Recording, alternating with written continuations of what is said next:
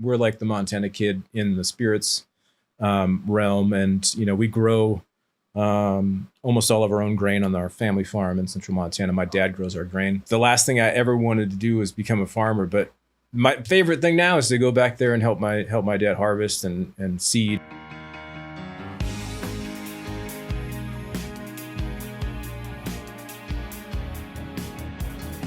Missoula episode 100 something. Ryan Montgomery, welcome back. Thank you. Yes, good to be back. We had you on last summer prior to Lords of Dirt. Yes. Awesome event at the Western Montana Fair.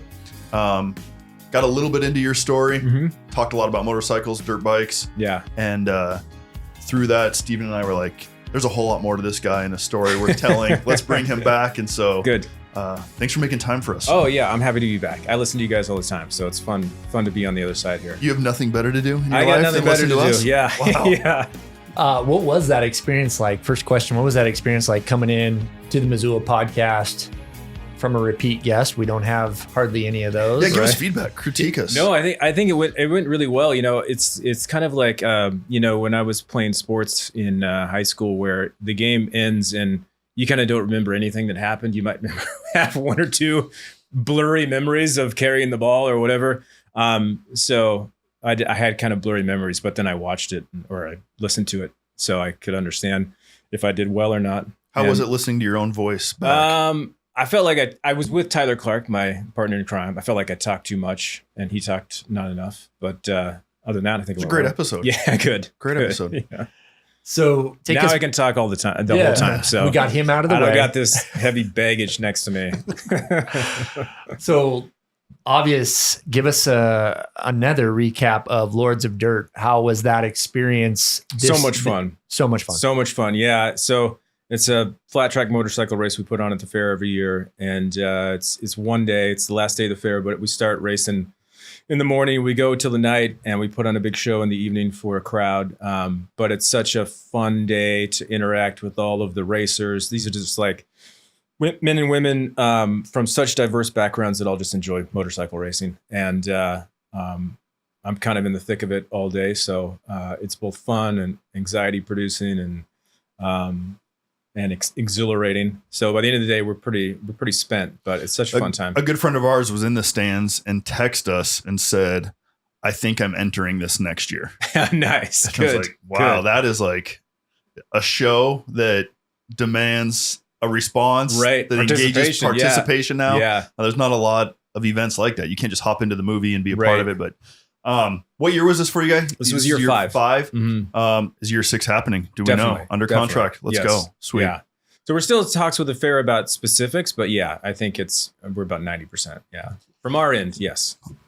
Ryan, remind our audience and me where you grew up and something interesting from your childhood that informs us who you are today. Yeah. I grew up in central Montana, Lewistown. So the exact center. Have you been to the spot? Yeah, it's next to the pool in the hotel. Supposedly, it's in the pool in the hotel. Yeah, I think that's a marketing ploy by the pool, by the hotel. But yeah, it works.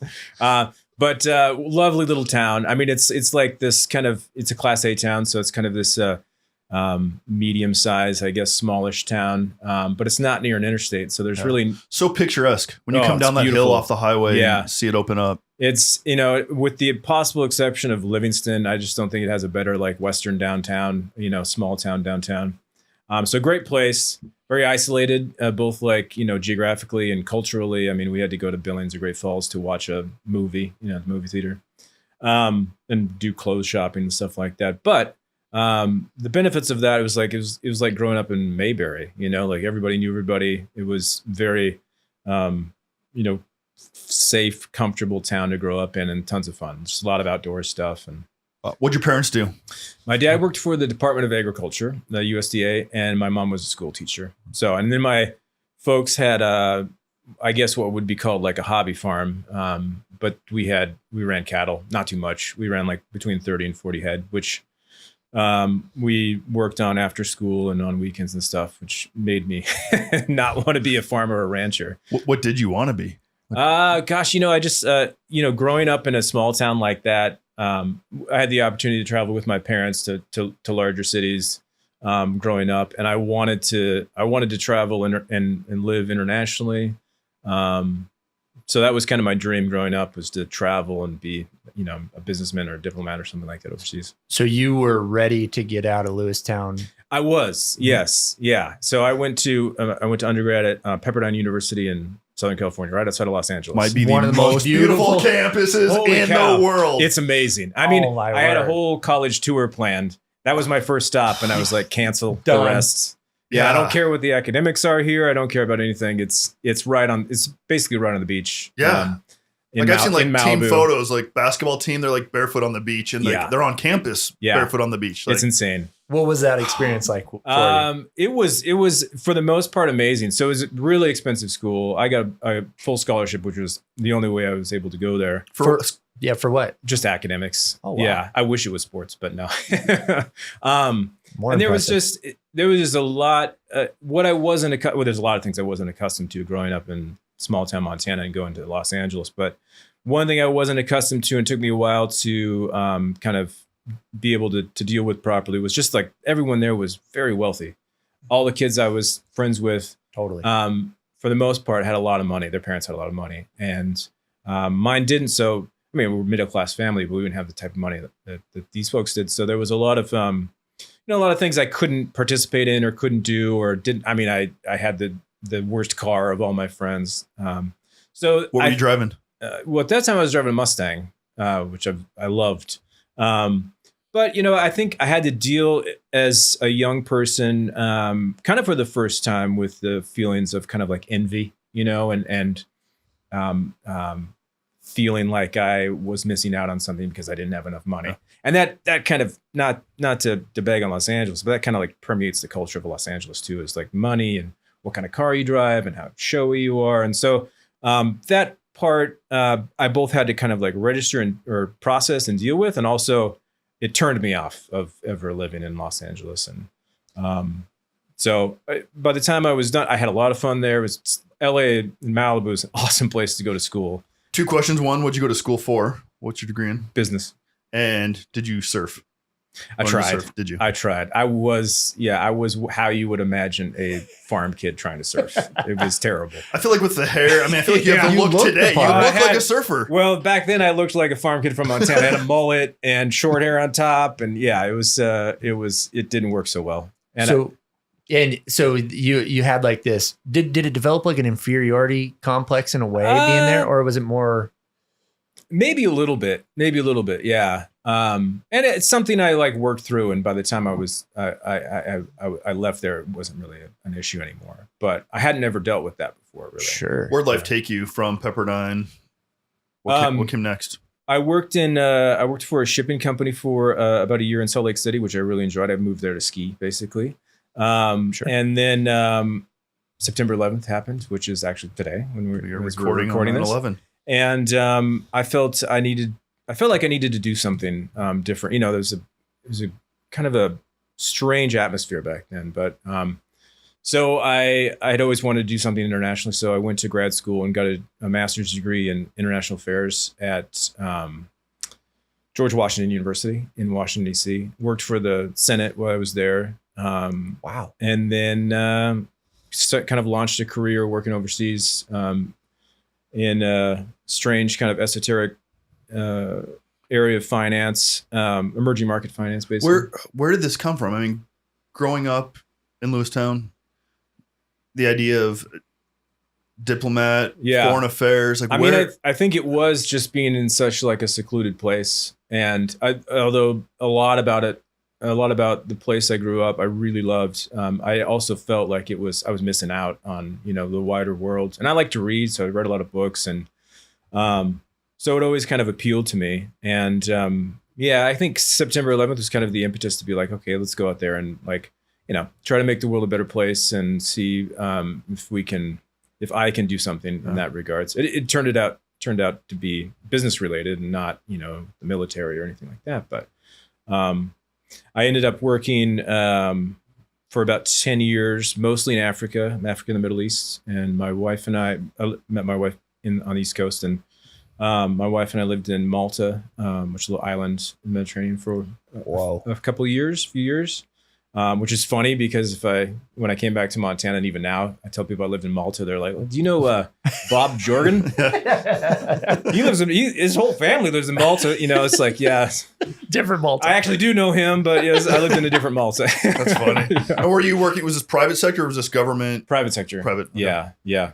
So for a couple of guys that don't know much about much, explain a little bit about your finance job that you were doing internationally in simpleton terms, please. I kind of fell into it backwards. But what I ended up doing was, the best way to explain it is, maybe there was large investment firms or private equity firms that wanted to invest in emerging markets.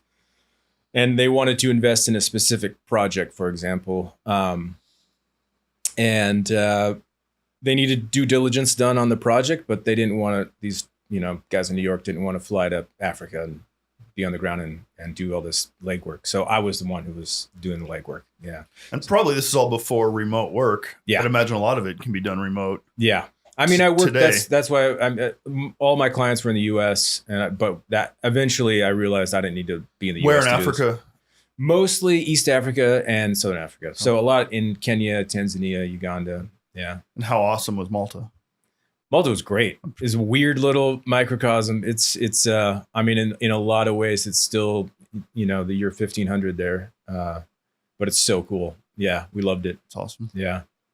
What was some of the lasting impact of working in Africa and all of your travels? Like when you think back on that time, what did you gain or gather? Well, I think I don't know, it's kind of cliche, but like, I think the more diversity you see, the more you just kind of realize we're all the same, I loved East Africa because it reminded me so much of Montana. I mean, it was central Montana to me is big skies, wide open plains, and just like dots of mountains in the distance that you can see. And that's what East Africa is. And it's just wide open plains. You can see these mountains in the background. People are super friendly. So I loved going there. And I loved the people there. The Middle East was like kind of hit or miss for me. I did a lot of work in like the Gulf, so like Dubai, the Emirates, and that was really great too. But it was like kind of like Las Vegas without the gambling. It was like very showy and lots of money and lots of big malls and stuff like that. But so I like Africa a little bit. Connect the dots for me. The timeline between Malta and Missoula. So we were living there. I was on the road quite a bit. So I was probably traveling like 3 weeks out of the month. And as it went along, I thought, this is not really an ideal way to live. Not an ideal way to be married and not an ideal way to have a kid. So we were trying to have kids. And sorry, where's your wife from? You said East Coast. She's from we met on the East Coast, but she's from Tacoma, Washington. Okay. Yeah, she's always wanted to live in Montana too, so it wasn't a hard push to move here. But since I was traveling so much, we would talk a lot about raising kids, and so we kind of came to the conclusion that once we started having a family, I would transition into something different. Where I didn't want to be a dad that was gone for all the most important stuff. So that was kind of in the back of our minds. And then when our son was born, he's 16 now. So, I mean, this is a big shift. Yeah. Become a father and yeah, career change. Totally. Relocation. Our son was born. We came back to the U.S. to have him. We had him in Tennessee. And there was a lot of complications with the birth. So when he was born, the umbilical cord was wrapped around his neck. So as he came out, it kind of tightened and cut the oxygen off from his brain. So he has cerebral palsy as a result of birth injury. So he uses a wheelchair. Just doesn't have a lot of balance, basically. Doesn't have good use of his muscles. Super smart and wonderful kid. But it was very, traumatic at the time. So at that point, talking about a transition, that was like, well, we can't go back to Malta now. We gotta figure something out pretty quick. So my wife's folks lived in Seattle. We thought we had to be near a children's hospital at all times. So once he got out of the hospital, we were in there, I think, about 40 days in the NICU. And when he got out, we moved to Seattle. Quickly realized that we didn't need to be near a children's hospital. It was, completely within our power to raise our kid. But But we lived in Seattle for about a year, and during that year, we slowly started thinking about, well, what do we really want to do now? I mean, this is kind of a temporary situation. And while we had been in Malta, and I'd been traveling a lot, traveling in Europe, and we came back to Missoula because I wanted to show my wife Missoula because I wanted her to love it, and I wanted her to think like, oh, maybe we could live here sometime. So we came back to Missoula while we were living in Malta, and I was a home brewer and I wanted to start a brewery. That was my dream. Or my there goal. aren't many of those in Missoula. Yeah. Well, when we came, I think there was like 4 breweries in Missoula when we came. That's a long time ago. I know. And when we came here, I was like, oh, dang, there's no way there can be 5 breweries in this town. Like, my dreams are shot, you know? And it just goes to show you like how great of a, innovative businessman I am. Cause now there's like 10 and they're all super successful, So anyways, so that I went back to Malta with like, oh gosh, my dreams shot. And I was traveling and I went to Germany and I visited a small distillery there. Germans have a very long tradition of having like kind of small farm distilleries where they distill fruit and stuff. And, that kind of turned a light bulb off in my head, like, oh, I didn't know you could do this on a small scale like you could brewing. I thought it was all big distilleries. And I loved Scotch, like single malt Scotch. My wife and I both love Scotch. So that just kind of got me to thinking, and I got more interested and visited a lot of distilleries, read a lot. And then so that was the impetus behind starting a distillery here. Let's hit pause right there. Great segue into Missoula. Yeah. Rapid fire questions. Okay. What is your earliest initial memory of Missoula, Montana? So I was born in Missoula, community hospital, and I lived until I was 3 in Florence. There's actually Montgomery Lane in Florence, which used to be our dirt road driveway. But my first memory is mostly of Florence, but my first memory of Missoula is coming to a square dance here, well, sitting around and trying to make myself entertained while my parents square dance. Yeah. Wow. Yeah. What is your favorite coffee shop here? My favorite coffee shop is Black Coffee. Yeah. You have Starbucks. I know. The table here in front I of you. realized when I came in this was bad, but yeah, I was just on the road here, so I wanted to grab a coffee. But I love Black Coffee is my favorite coffee, and then Matt and Jim are some of my favorite people. If you see Matt and Jim, could we get them to open up a South location? Yeah, I'd love that. I know. They opened up that base camp one downtown. Yeah, and I was like, oh, thank God, I can walk there now. Yeah. So, what's your favorite restaurant? Probably would have to be the Camino. Both Ted and Phil, who opened the Camino, are former managers of the distillery, so love those guys. And want to see all their success, but also just some of the best food. 1889 is also great. And Sock to me. Within 1 block of you? I know, it's amazing. Yeah. Yeah, you're living the dream. Exactly. Missoula's come so far. I know. On that downtown area. Oh, when we opened up in 2012, and Front Street, the Top Hat hadn't been renovated yet. So it's kind of the old Top Hat. There was no Sakatumi next to us. And the Tamarack had just opened, but it was pretty dead. It was really, Front Street was pretty dead. Yeah. There wasn't a lot going on. And then what is now the Mercantile Hotel or the Residence Inn was vacant. I think maybe it was still Macy's for a second when we moved here. But anyway, so it was pretty dead on that whole corner or the whole block of Front Street. And now it's super lively. Yeah. It's so much going on. You had El Cazador. We had El Cazador on the corner. Yes. Yeah. That was it. Yeah. Wild.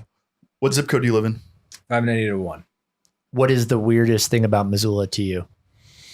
The weirdest thing, I think I mentioned this at the Lords of Dirt episode, but I think just like the non-utilization of the river, just like how everything's backed up. You said that? Yeah. And I analyze it every time I'm downtown. Yeah.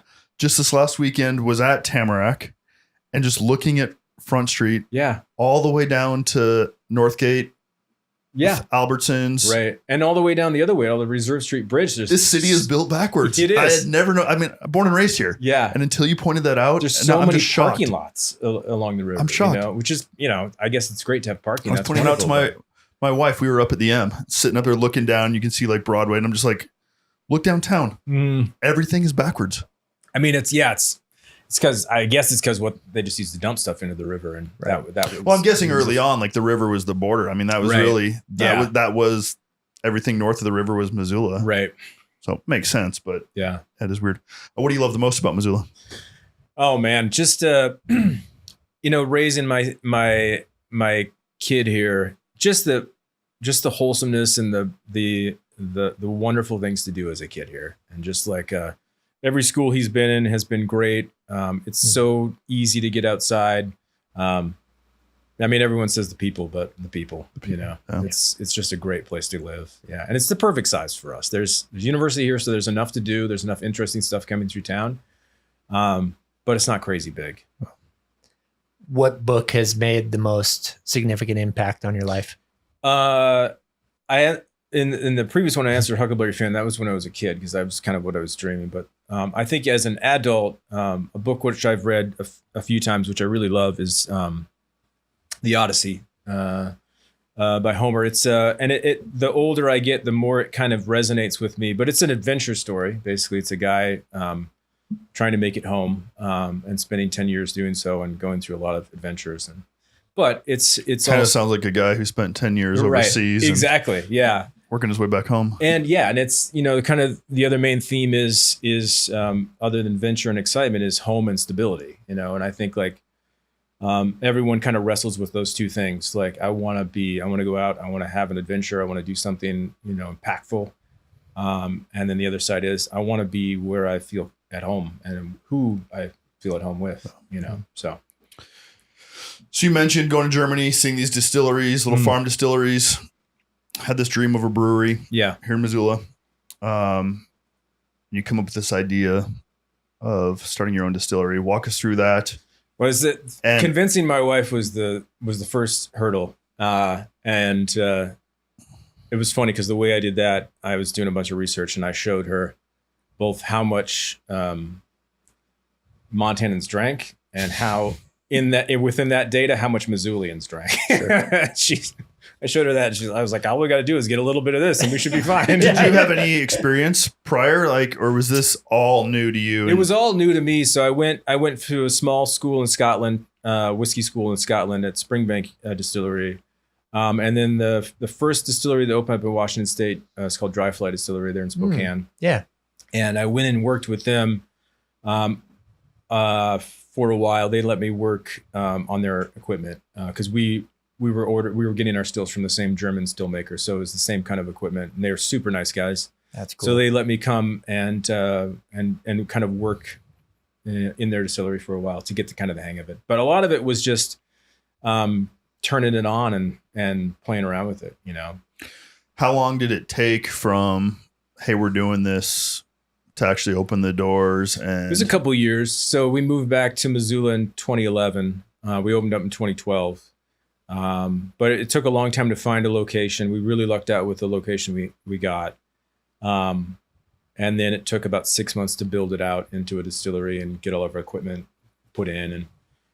And then we started making stuff. We worked maybe for a month making batches and dumping them because we were kind of, trying to get our processes and recipes and stuff down. It's funny, because sometimes people will come up to me and say, "Oh, I have like batch 1 of your vodka or whatever, and I haven't opened it yet." And my first thought is, "Oh, please God, don't open it. Don't it is not good. We didn't know what we were doing.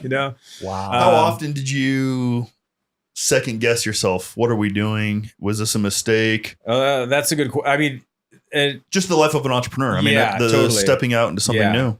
I mean, I think a lot of people, when they start something, certainly I was this way, you have a certain ignorance that papers over all of the risks. A lot of people say, if I was to go back with everything I know now, and would I still start it? Probably not, because it's too risky. So I definitely had that ignorance and confidence that was unfounded. How long did it take to get to a place of we did it?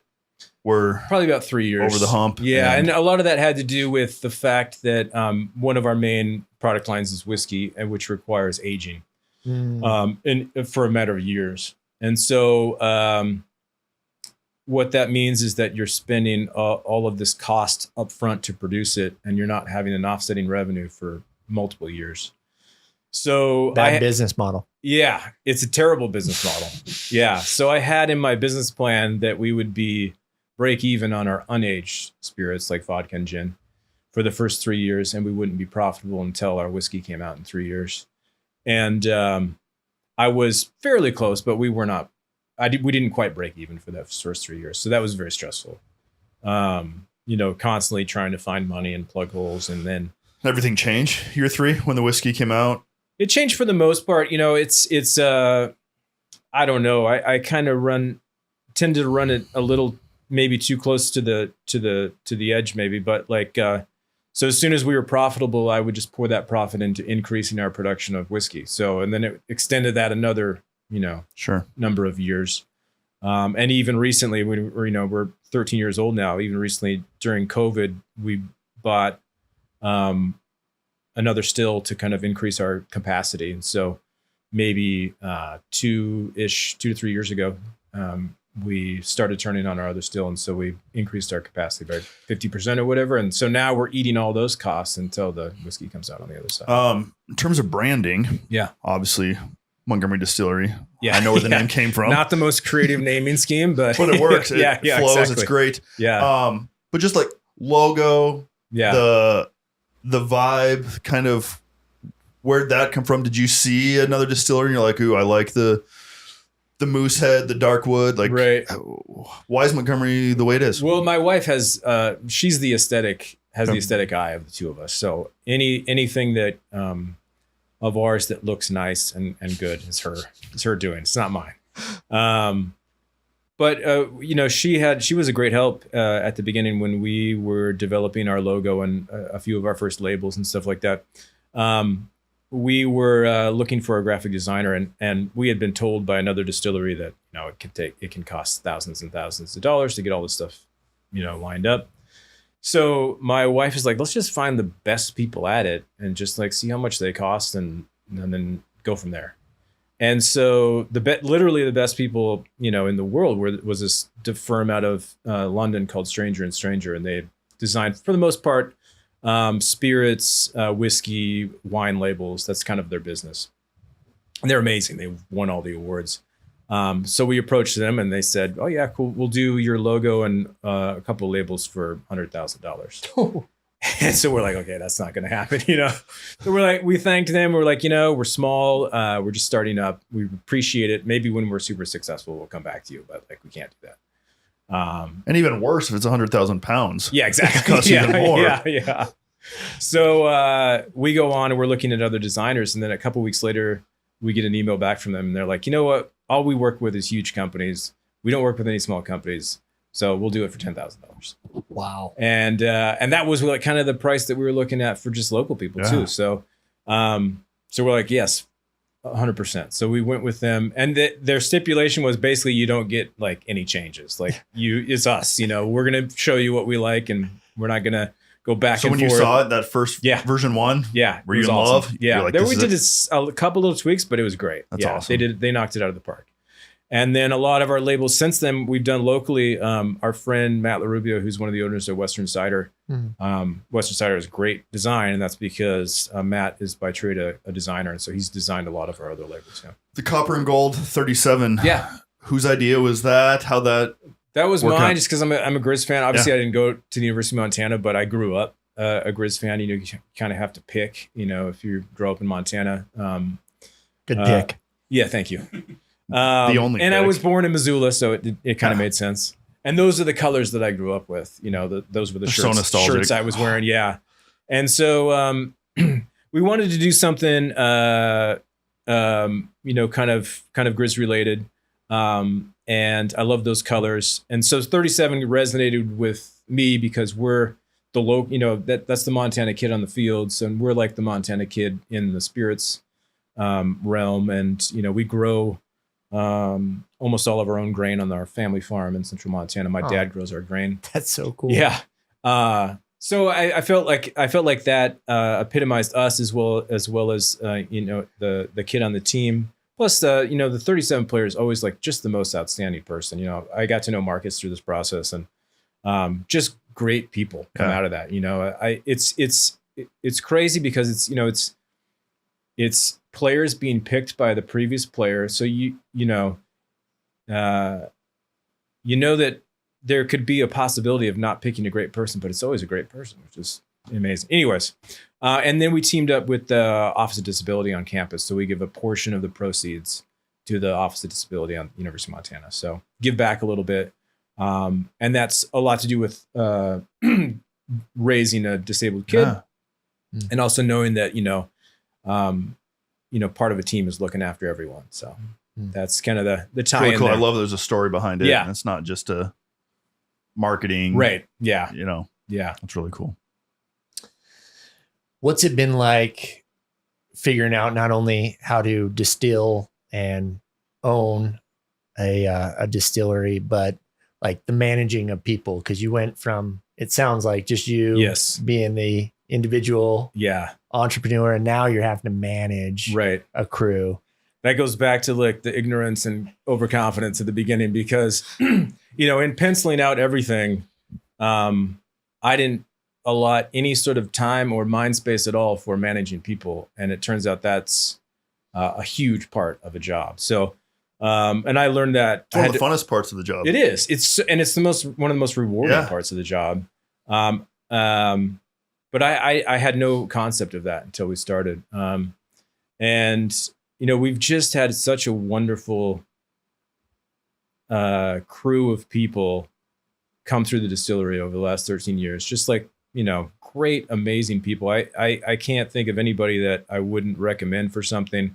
Our distiller's been there 10 or 11 years. We had multiple people be there over 10 years.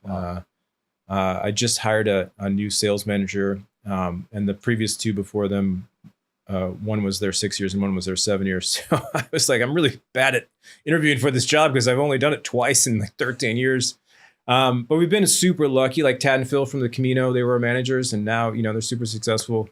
A lot of people have come through and gone on to great success. So it's really wonderful to be a part of people's lives. Weird question for you. Yeah. What do you take more pride in? That loyal guy who's been with you through thick and thin and just, old reliable, or seeing the people you've hired, developed, raised up, and sent, and seeing them go succeed on their own? That's a good question. I mean, I think it depends on, I think it depends on if that person's fulfilling what they want to fulfill, There's been people who've been bartenders for us that I know, you're not going to be a bartender forever. Like this is a stop on your way to, like Tad, Hilton, who opened the Camino. He came to us as a trained chef, and he made great cocktails, and he did amazing things because he had this background of a classically trained chef with all these flavors that he brought to the table. But I knew it the whole time, this guy's going to open a restaurant someday. That's his destiny, Whereas our distiller, like he's the perfect guy for that job. He's so detail oriented and meticulous. He takes so much pride in what we make, and he makes amazing stuff. He does his job really, really well. And I hope that's his destiny, because I want him to work. I want him to be our distiller. You need him. Yeah, exactly. You need a distiller. Yeah, exactly. Yeah. I think that's awesome. The family business. So the ranch back in Lewistown. Yeah. Your grain supplier. And I mentioned earlier that growing up, the last thing I ever wanted to do was become a farmer. But my favorite thing now is to go back there and help my dad harvest and seed. Is that common or uncommon here in the States to have grain? Yeah. Pretty uncommon. Yeah. Yeah. There's two of us in the state of Montana that do it. Dry Hills Distillery is the other one. They're outside of Bozeman. They have the difference between us and them is that we're a distillery that farms on the side. They're a farm that distills on the side, basically. They have a huge farm. They're real farmers. Not that we aren't real farmers, but they probably do a lot better job than we do. Yeah. And they make great stuff too. But we're the only two farm distilleries in Montana. So. Sitting here listening to you, I've just caught that you're like a cheerleader for so many people. You want everybody to do well. You want the breweries and the restaurants downtown. And I I've experienced that a little bit, but for the most part, I've noticed that like a lot of business owners are competitive, and I'm sure you are too. Yeah. But like, where does that come from that you're like rooting for everybody? You want everybody to do well. Yeah. I just think that like, you know, and maybe it goes back to this kind of lesson I learned when I was a young kid around super successful people or people who were very wealthy. Like, I just think like for me, that mind space of, you know, I mean, I'm competitive. I want to make the best products and I want to have the best, you know, I want to be the number one place that people think of when they go for a cocktail in Missoula. But at the same time, it's just, for me, it's just not productive to dwell too much on that because it just doesn't put me in a great headspace, you know, to be like, oh, I got to beat this person, or I know my stuff's better than theirs and they're, you know, outselling me or winning an award and I should win that. You know, it's just not, it's not productive for me to dwell in that headspace. Yeah. And I can get in that, you know, and I have to, when I get in that headspace, I have to kind of stop myself. It doesn't feel good. Yeah. And ultimately, is that going to make me better at my job or, you know, better boss or make more money? Probably not, you know. What, I mean, 13 years, 12, 13 years here. What's the future? What's next? I mean, if you would have asked me like 10 years ago, I would have been like, oh, we're in all 50 states and, you know, we're this giant. Now, I mean, I forget the name of there's some, I think it's called the Dunning-Kruger effect. Have you heard of that before? Yeah. It's like the less you know about something, the more confident you are. And the more you know about something, the less confident you are in your knowledge. And so I think the more I've gone on, the more I've realized that I'm not as great, as I thought I was, you know, and the possibilities, although the possibilities are out there, like, you know, I think it's a lot harder than I thought it was. And it's a lot, people are, you know, our competitors, people that we're competing against for the space, they make really, really good stuff. And so do we, you know, so nothing's going to be a slam dunk. So that's a long way of saying I've really scaled back my expectations and my goals. Still have high expectations for myself and for the business, but I think if we're just like a regional distillery that is in the Northwest and is successful and can pay our people well and make good stuff, I'm happy. That's success for me. You know, I don't think we're going to be a national brand that is making millions of dollars. One of the questions that we often ask, I think because you've learned so many lessons hands-on from, and probably made a lot of mistakes and probably made a lot of great decisions.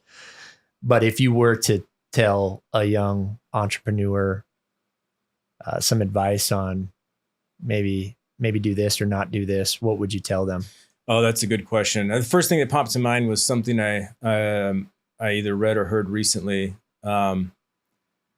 which is, I think Charlie Munger said, I don't know if you know who Charlie Munger is. He was Warren Buffett's partner. He passed away recently, but very wise guy. He said, like, your character is formed in the decisions that you make during difficult times. So it's easy to make the right decision during easy times, but during difficult times or during times of uncertainty, that's when like making the right decision matters the most. And I think that's the advice I'd give to someone who's going through this process, which is, you know, there's going to be times when you're super stressed about money, when, you know, the bills on your desk do not, you know, are bigger than the number in your bank account. You got to figure out what to do, or, you know, you're having problems with someone you work with. Like, that's the time when you need to make it's the hardest time to make the right decisions or be a good person. But an example was, you know, I think a good example was during COVID. You know, it was easy to think like, you know, I remember talking to Matt from Black Coffee, and we kind of had a big kind of group text going on, kind of right before the COVID shutdown. Not sorry, but COVID. Talking about COVID is one of the most boring things you can talk about anymore. So I apologize, but no, we had a big group text and right before we shut down, and I remember being like, you know, I think if we shut down, I think I can only last like, you know, 5 or 6 weeks before I run out of money. Like, I don't know what's going to happen here. So that was a time where, it would be very easy just to like hoard, be super protective. But, everyone was going through the same thing. And I think the good decision at that time was to be like, okay, how can we take care of the people that work for us? Eventually, they came out with that great unemployment. So we worked it all out. So everyone got the most money they could and still had some hours. And, so and it turned out to be not that hard. We were able to make it through it. It was tough. But I think that's an easy time, in those super stressful times, it's easy to be like, okay, I got to look out for number one. And, it's interesting to look back on that season, the difficulty in it, and looking back and being like, we survived. I know, it was easy. Yeah. But in the middle of that 6 weeks, right. Scary. The unknowns, the uncertainty. Totally. And yeah, we're all here. We did it. Exactly. Like, it's fine. Yeah, exactly. I think the more of those that you live through, the easier it is to be like, I think we're going to be okay. I think that's just life, maturity, getting, totally. Experience, shared experience. What is probably not the greatest, it'd be too difficult, but what is a great life lesson you've learned through being an entrepreneur, business owner, traveling the globe, disabled son? Like what's been a key takeaway through all of this journey for you? I think, putting all those together, I think just, the fact that you